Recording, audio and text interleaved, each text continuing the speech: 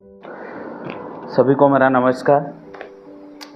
आज ये वीडियो शुरू करने से पहले मैं मेरा परिचय देते हुए कहना चाहूँगा कि मैं उड़ीसा से हूँ और मैं ये वीडियो हिंदी में इसलिए बना रहा हूँ ताकि मेरा ये जो वीडियो है ये हमारे आदरणीय प्रिय प्रधानमंत्री जी नरेंद्र मोदी जी और हमारे केंद्रीय शिक्षा मंत्री श्रीयुक्त धर्मेंद्र प्रधान जी और हमारे उड़ीसा के चीफ मिनिस्टर मोहन मांझी जी और हमारे जो एजुकेशन मिनिस्टर है उड़ीसा के मिस्टर नित्यानंद गौड़ जी, उनके पास भी ये वीडियो पहुँचे और वो ये वीडियो को अच्छे से समझ पाए। तो मैं ये कहना चाहूँगा कि मैं हिंदी का उच्च माध्यमिक विद्यालय के लिए एक हिंदी का अस्थायी शिक्षक हूँ। तो आज ये वीडियो मैं बना रहा हूँ क्योंकि मैं जो नया सरकार आया है वो ये बात बता के आया है कि हम उड़ीसा का अस्मिता के लिए लड़ रहे हैं और उड़ीसा में ये चीज़ लगना चाहिए कि उड़ीसा का अस्मिता जीवित है।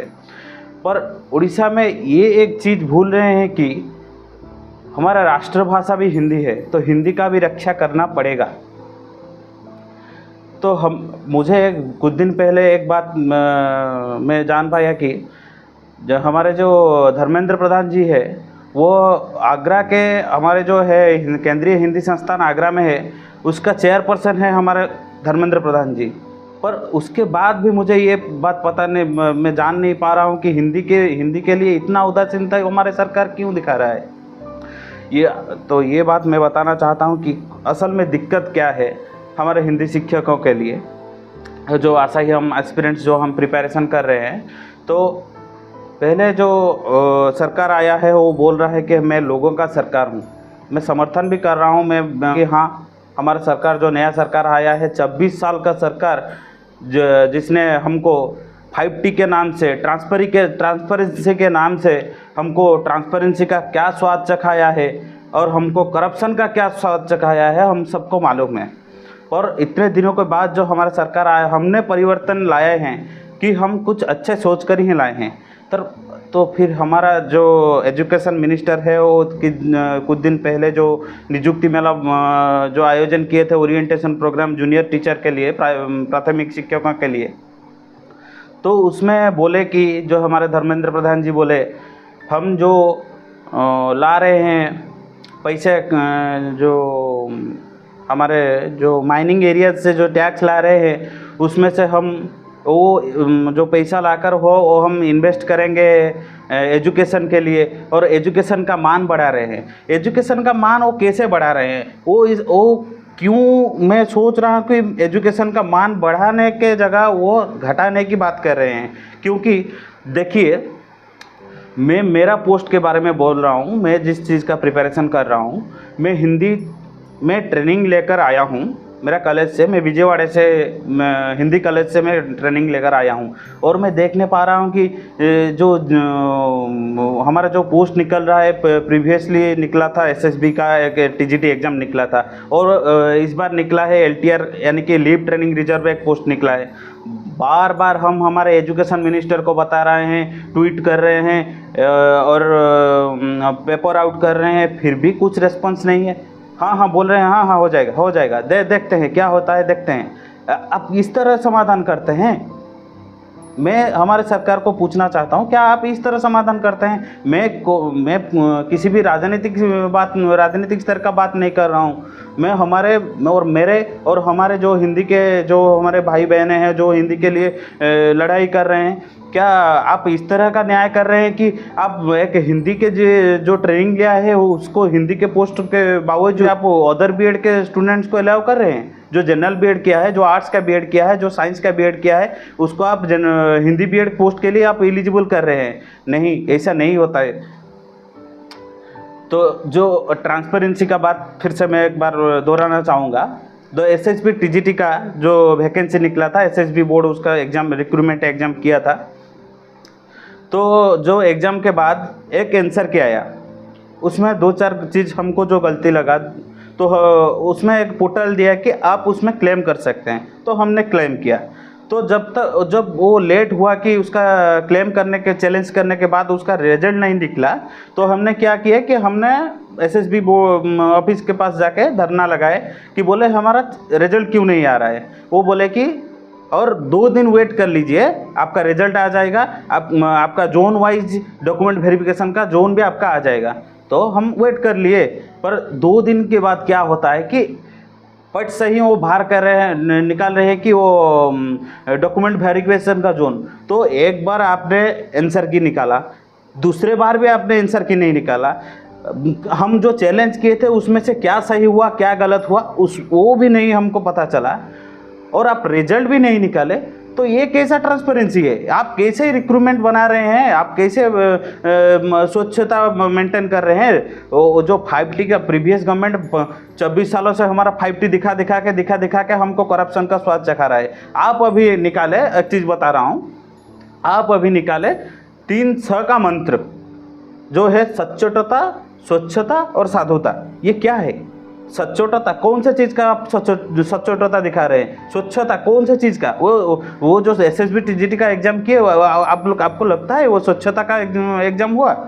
और साधुता क्या साधुता दिखा रहे हैं? आपके पास आप ग्रीवेंस ले रहे हैं लोगों का, 1000 लोग। मुझे तो डर लग रहा है कब कि मैं अगर ऑनलाइन में जो ग्रीवेंस के लिए डेट मांगूँ तो क्या मुझे मिल सकता है? मैं कैसे जानूँ?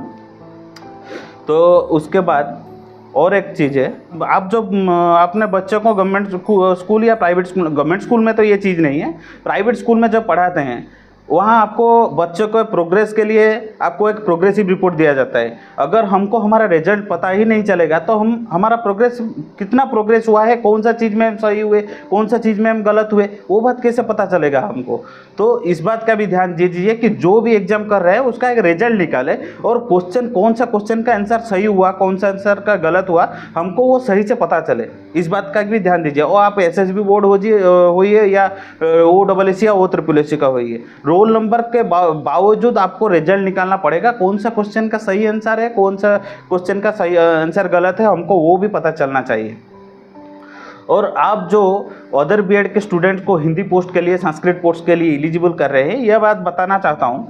अगर एक जो लोग है वो पत्रकारिता के लिए पाठ पढ़ रहा है, वो जर्नलिज्म के लिए पढ़ रहा है, और आप उसको दे रहे हैं सर्टिफिकेट क्या आप दे देंगे उसको वकालत का? ये तो नहीं हो सकता ना। तो अगर हम हिंदी में ट्रेनिंग ले रहे हैं तो एक आर्ट्स का बच्चा कैसे वो, ये तो बात हो गया कि उड़िया में एक कहावत है, मांकड़ हाथोरे सालोग्राम। तो ये होता है कि आप और एक भी कहावत है, मंत्र न जन के सांप के बिल में हाथ घुसाना। अगर वो उसको पता नहीं होगा कि हिंदी के वर्णमाला में कितने अक्षर है, उसको अंजना लिखना नहीं आता होगा, उसको आंचल लिखना नहीं आता होगा, तो वो कैसे एलिजिबल हो सकता है? उसको हिंदी वर्णमाला ही मालूम नहीं होगा, वो कैसे वो सिर्फ 2-4 महीने का पढ़ाई कर लेगा और वो एलिजिबल हो जाएगा? नहीं, ऐसा भी नहीं होता है। देखिए, अब सरकार आए, जगन्नाथ के नाम से आप जितने बार भी आते हैं जय जगन्नाथ बोल के जाते हैं, और हम नहीं चाहते कि आप जगन्नाथ के नाम लेकर भी आप, हमारे प्रिय मुख्यमंत्री जी भी जहाँ भी जाते हैं पहले जो उनका वक्तव्य शुरू करते हैं वो पहले शुरू करते हैं कि जय जगन्नाथ, जो कि एक बहुत ही अच्छा चीज़ है। पर जो आप ये जगन्नाथ जी के नाम लेकर शासन कर रहे हैं और इतना अन्याय हो रहा है, इसके बावजूद भी आप चुप है, ये चीज़ सही नहीं है। तो मैं ये कहना चाहता हूँ कि हिंदी शिक्षकों के लिए इतना भी उदासीनता नहीं दिखाइए। हम कितना परिश्रम करके, देखिए मैं जो ये वीडियो भी बना रहा हूँ, इधर लाइटिंग का सिस्टम भी ठीक नहीं है। ये मैं कब से सोच रहा हूँ कि मैं जाके मिलूँ, पर मिलना शायद हम कोई भी मंत्री को मिलना एक साधारण व्यक्ति को सहज नहीं होता है, तो इसलिए मैं भी आपसे नहीं मिल सकता। तो इसलिए ये वीडियो बना रहा हूँ। अगर और एक बात, हमारे पत्रकार भाइयों भी जो है ये, तो अगर वो ये वीडियो देखे तो एक बात सोच लीजिए, अगर आप एक महिला जो कि फेक एलिगेशन लगाकर वो हल्ला मचा रहा है और आप इस चीज़ को हाईलाइट करके सबको दिखा रहे हैं, सबको दिखा रहे हैं। अगर आप वो अपने टीआरपी के लिए और कुछ पैसा कमाने के लिए, ज़्यादा पैसा कमाने के लिए इस चीज़ को इतना हाईलाइट कर सकते हैं, तो मैं आपको रिक्वेस्ट करता हूँ, हाथ जोड़ के रिक्वेस्ट करता हूँ कि एक साधारण बच्चे का भी परेशानी को इतना हाईलाइट कीजिए। और आप इस देश का फोर्थ पिलर है, तो आप चाहेंगे तो ये बात को भी आप मीडिया तक, सरकार तक बहुत अच्छे ढंग से पहुंचा सकते हैं। और ये हिंदी भाषा के जो आशाई हैं हिंदी शिक्षा के लिए, उनको न्याय आपसे ही मिल सकता है। तो आप जितना हो सकता है आपके ज़रिए आप सरकार के पास ये चीज़ को लेकर जाइए और हमारी थोड़ा सहायता कीजिए। और एक बात आपके ज़रिए मैं बता देना चाहता हूँ सरकार को भी, आगामी दिन में अगर हिंदी के सम्मान के लिए कुछ पदक्षेप नहीं लिया जाता है, तो हमारे जो हिंदी भाषाओं बचाओ का संगठन है, आगामी दिन में वो रज रास्ते में उतरेगी। और हमारे जो सारे सदस्यगण हैं आगामी दिन में वो धरना देंगे, जाकर सरकार के पास धरना देंगे और इस चीज़ को, इस गलत चीज़ को, इस अन्याय को हटाने के लिए पूर्ण अभियान तैयार कर चुके हैं। तो हम आपको रिक्वेस्ट करते हैं, सरकार से रिक्वेस्ट करते हैं, हमारे केंद्र सरकार से, केंद्र शिक्षा मंत्री से भी हम ये रिक्वेस्ट करते हैं कि हमको न्याय दीजिए, हमारे पोस्ट के लिए दूसरे बच्चों को एलिजिबल मत कराइए। धन्यवाद।